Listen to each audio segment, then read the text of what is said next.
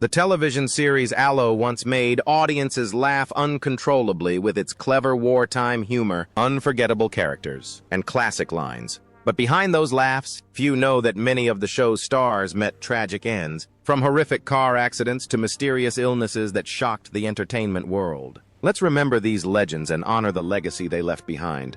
Don't forget to like and subscribe to the channel. Let's get started. Gordon K. as René Artois.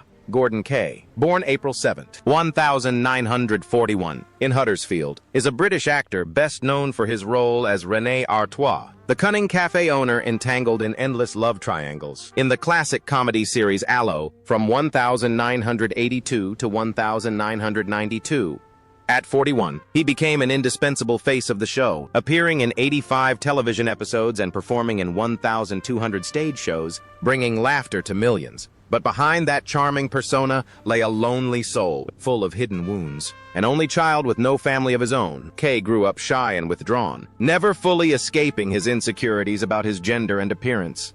He had admitted to spending nights with male prostitutes in Soho bars, but was later tormented by shame and guilt. That feeling of captivity, as he wrote in his autobiography, René and I, transformed his real life into a silent stage, where no one could hear the sighs behind the curtain of comedy. Tragedy struck in 1990. During a violent storm in London, a billboard was blown away by the wind and crashed through the windshield of the car Kay was driving, striking him hard on the head and causing a severe traumatic brain injury. The accident nearly cost him his life. Although he survived, he was never the same again. Following emergency brain surgery, he suffered temporary amnesia and bore a long scar on his forehead, a fateful line that divided his life in two. Once a sought-after actor, he gradually faded from the screen, only occasionally taking on small roles in shows like Revolver and The Bullion Boys. But René's former glory had faded in his weary eyes. Kay's losses were not limited to material possessions and career. He also fell into a state of mental isolation. He never married, had no children, and lived quietly in a small house in Knaresborough. As his loneliness deepened, he lost his motivation to pursue art and was unable to recover financially. Despite once being a national television icon, by the end of his life his entire fortune was less than £500,000, enough for a modest life, but far from befitting a British television legend. For the last 2 years of his life, Kay lived in a nursing home due to dementia.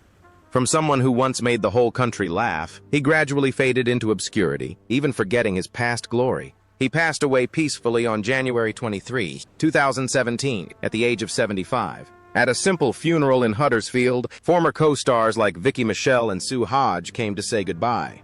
And the Yorkshire folk hymn Ilkla Morbot rang out, a sweet yet bitter farewell to the life of a quiet comedic actress. Carmen Silvera as Edith Artois. Carmen Silvera, born on June 2, 1922, in Canada, was a Spanish-born actress who became a beloved figure throughout Britain thanks to her unforgettable portrayal of Edith Artois, the sharp-witted, musically challenged wife in the classic comedy series Allo Allo. She first took on the role in 1982 at the age of 60 and remained with the show for a decade. Throughout that time, she helped make the character of Madam Edith a household name and an integral part of British television history. But behind the glamour of comedy and the applause, Carmen Silvera was a woman carrying a quiet sadness and personal losses. In 1949, while married to actor John Cunliffe, she suffered a heartbreaking miscarriage. Later, the couple divorced, and Silvera never remarried. She lived a childless life, dedicating all her love and passion to acting. In an interview, she once said, "I love the stage with all my heart, because I have nothing else besides it." Although her role in Allo brought her immense fame, it also became a double-edged sword. The role of Edith was so iconic, so deeply ingrained in the audience's minds, that Silvera felt trapped in it. Despite appearing in later works such as Waters of the Moon and La Passion, she still struggled to escape the image of the nagging, troublesome old wife. In her later years, she candidly shared her disappointment, saying that people no longer saw her as Carmen Silvera, the actress, but simply as Madame Edith. In the late 1990s, Silvera's health began to decline. She had smoked heavily for much of her life, and in 2001, she was diagnosed with lung cancer.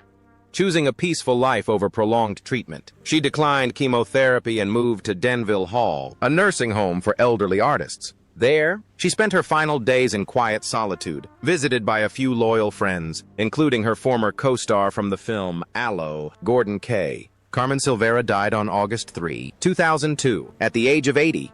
Her estate, estimated at around £1 million, included a modest London apartment and a collection of precious memorabilia from her long and dedicated career.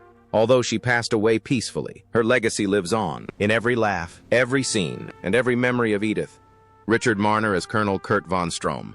Richard Marner, whose real name was Alexander Pavlovich Molchanov, was born on March 27, 1921, in Petrograd, Russia. He was a Russian actor, best known for his role as Colonel Kurt von Strohm in the British television comedy series Allo Allo, from 1982 to 1992.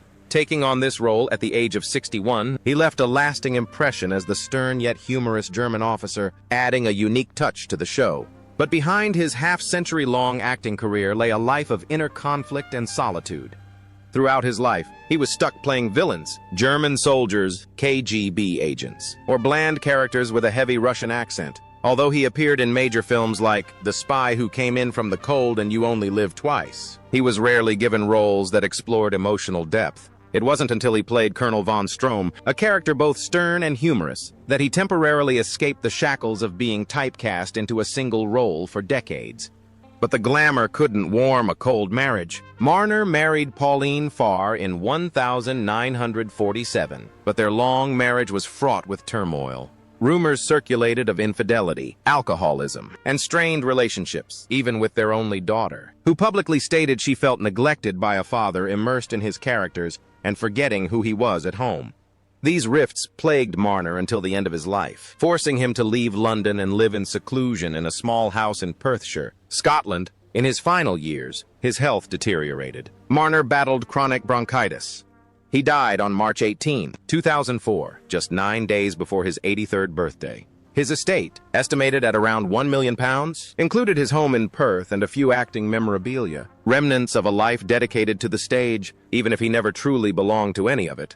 Vicky Michelle as Yvette Carte Blanche. Vicky Michelle, whose real name is Michelle Vicky Nathan, was born on December 14, 1950, in Chigwell, Essex. She was only 32 years old when she took on the role of Yvette Carte Blanche, the seductive and infatuated waitress Renee in the BBC comedy series Allo Allo.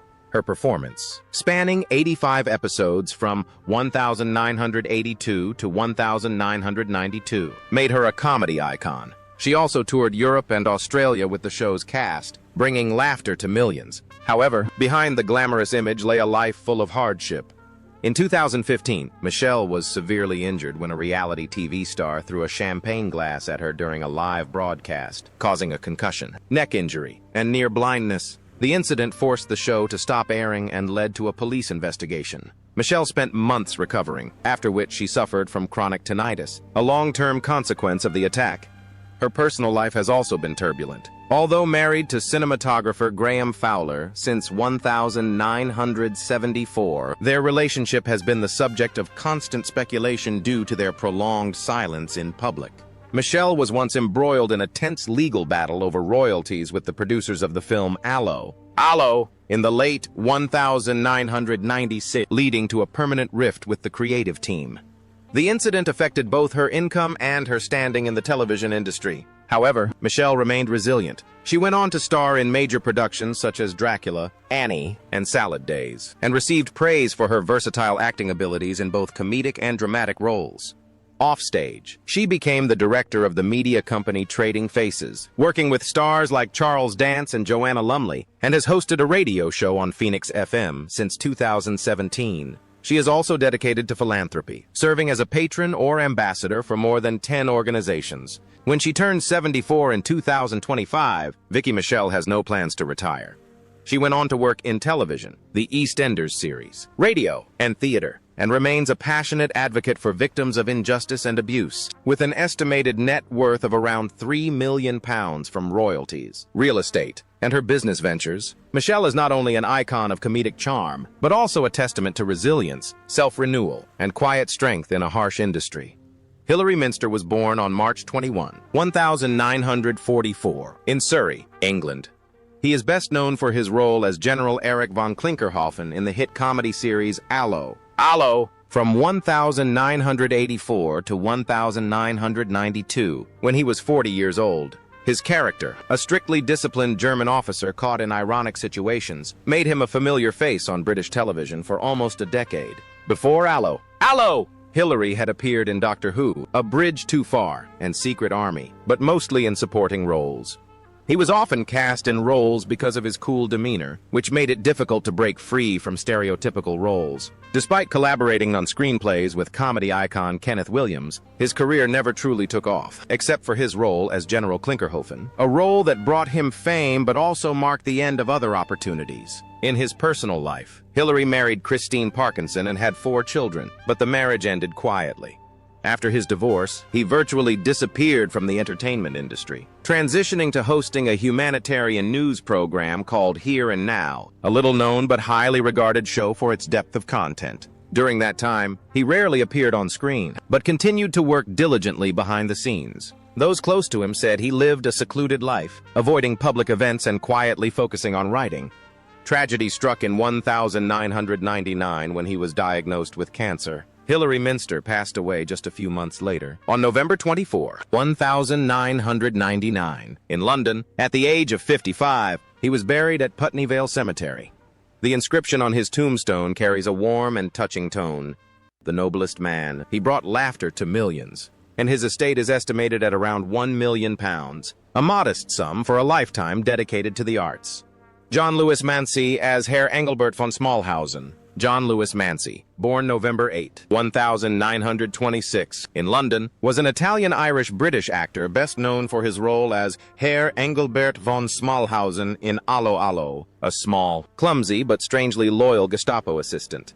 He joined the cast in 1985 at the age of 58 and remained one of the most beloved actors until the series ended in 1992.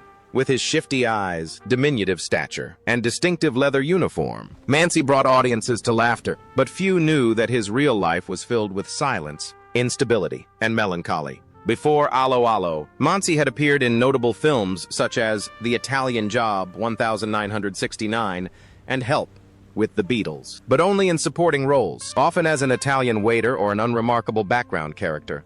Friends often joked that he was the real-life Louis Dombrowski, as his distinctive face made finding work after the series ended almost impossible. When Allo Allo ended, Mansi's career also faded. He was no longer offered acting roles, and he retreated to a small house in East Sussex, burdened by unpaid bills and the weight of a fading legacy. His private life was so secretive that even his co-stars admitted they knew very little about him outside of the set. Some relatives even hinted at a troubled past, including heavy smoking and unresolved family conflicts. At one point, he completely withdrew, spending his time rewatching old VHS tapes of his favorite movies, clinging to a golden era as darkness began to fall. In 2010, he was diagnosed with terminal lung cancer, a final shock that many attributed to his years of silent smoking. Prior to that, he had quietly battled Parkinson's disease for 6 years, never once complaining or disclosing his condition. He died on August 6, 2010, at his home in Berwick, East Sussex, at the age of 83. His funeral in Bexhill-on-Sea was simple, attended by only a few close friends. His estate was valued at around £500,000, quite modest for a lifelong artist, and included his small house, some memorabilia, and an old video player that constantly replayed old films such as Tales from the Crypt and The Spy Who Came In From the Cold, in which he made a brief appearance as General Erich von Klinkerhoffen. Jack Haig as Roger Leclerc. Jack Haig, whose real name was John Cecil Coppin, was born on January 5, 1913, in Streatham, London. He was a veteran figure in British television comedy, best known for his catchphrase, "I am Leclerc," on the show Allo Allo, from 1982 to 1989. When he first played Monsieur Roger Leclerc at the age of 68, he delivered hilarious performances through his bizarre costumes, fake mustache, and outrageous antics. But behind his charming and humorous exterior lay a life filled with regret, illness, and a quiet end at the height of his career. Haig's entire career was a series of supporting roles. He made people laugh, but was never invited onto the main stage. He appeared in popular series like Hugh and I and Are You Being Served? and even turned down the role of Corporal Jones in Dad's Army, a choice he later called a bitter mistake. Haig remained typecast as a forgettable fool. His career drifted without a breakthrough or award, and the simmering frustration nearly drove him to abandon television in the late 1970s. Then the role of Leclerc appeared as a final ray of hope, a supporting role that captured the hearts of audiences and ultimately became his last. His screen success could not soothe the turmoil in his private life. His nearly 50-year marriage to musical theater artist Sybil Dunn was not as peaceful as it appeared.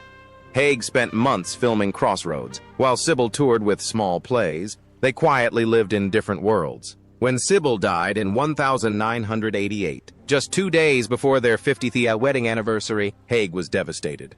His only daughter once said he didn't know how to live outside of work, a gentle reproach that quietly drew the elderly father back into himself. Tragedy struck during the production of the play Allo Allo at the London Palladium in 1989, when Haig suddenly fell ill and was diagnosed with terminal stomach cancer. Within 2 months, the man who had once brought laughter to theaters was wasting away in a hospital bed at the Marie Curie End-of-Life Care Center in Hampstead.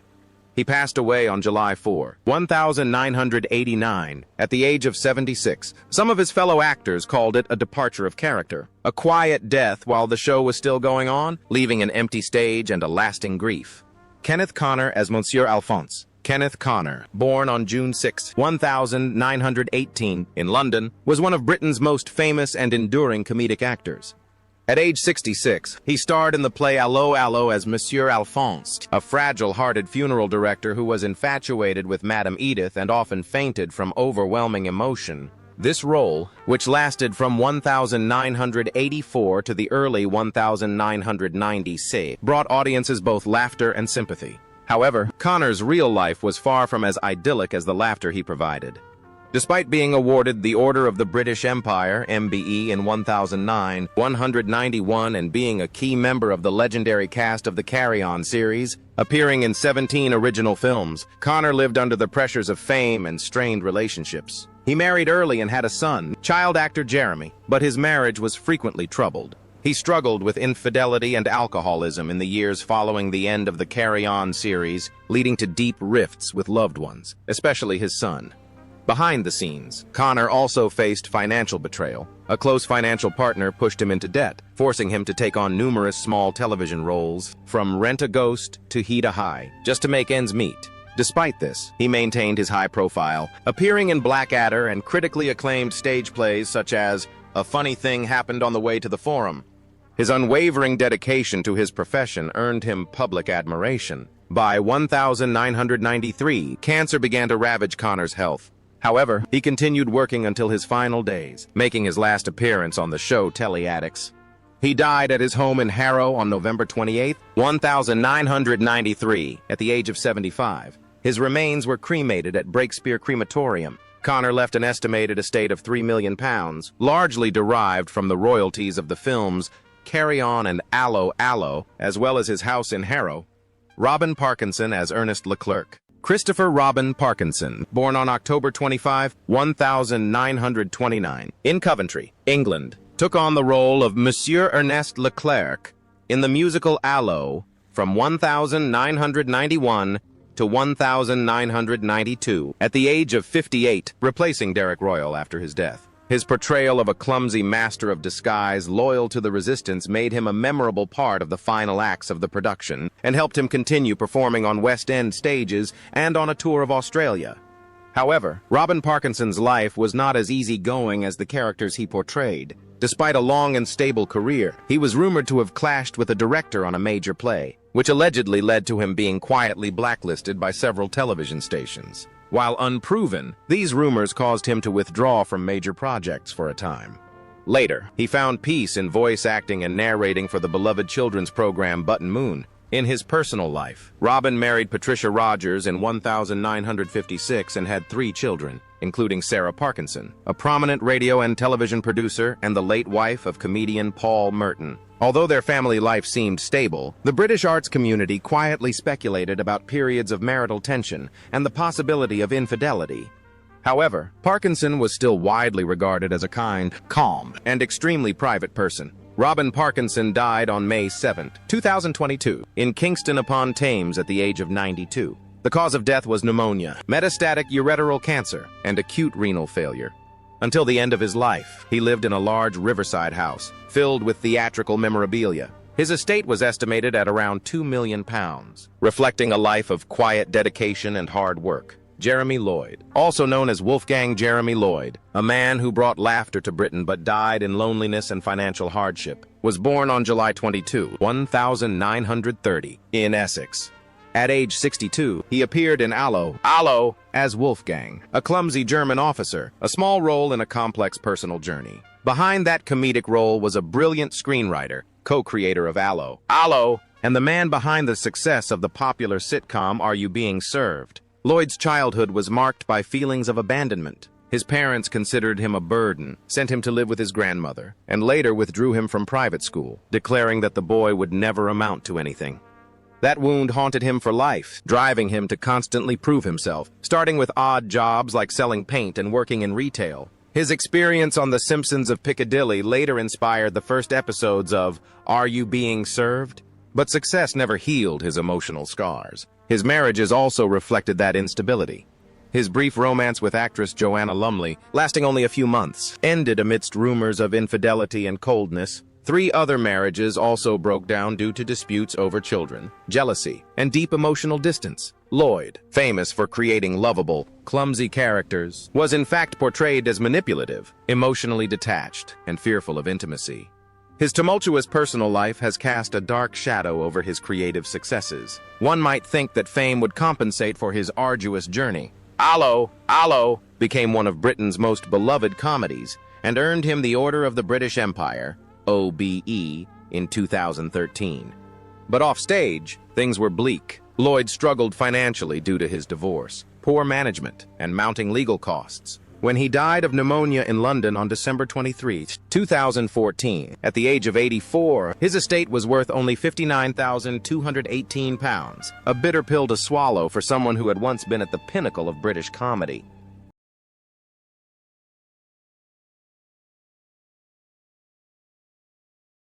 Rose Hill as Madame Fanny LaFan. Rose Hill, born on June 5, 1914, in London, was an actress who brought laughter to television audiences with her portrayal of Madame Fanny LaFan, Edith's sharp-tongued, hot-tempered mother in the series Allo Allo from 1982 to 1992, when she was 68 years old. With her sharp eyes and shrill voice, Hill was unforgettable whenever Madame Fanny fired a pistol from under her pillow or yelled for wine. However, her real life was anything but humorous. Hill was once a rising star in the English lyric opera scene.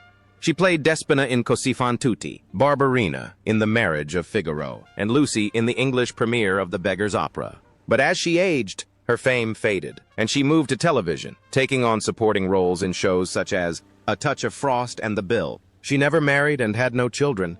In her final years, Hill lived at Denville Hall, a nursing home for elderly actors, with her co-star Carmen Silvera. There, she lived almost in seclusion, without family and with no more roles awaiting her. She died on December 22, 2003, at Denville Hall, at the age of 89. Her assets, estimated at around £1 million, mainly consist of memorabilia, performance shoes, handwritten sheet music, and unreleased recordings, testaments to a life dedicated to the arts.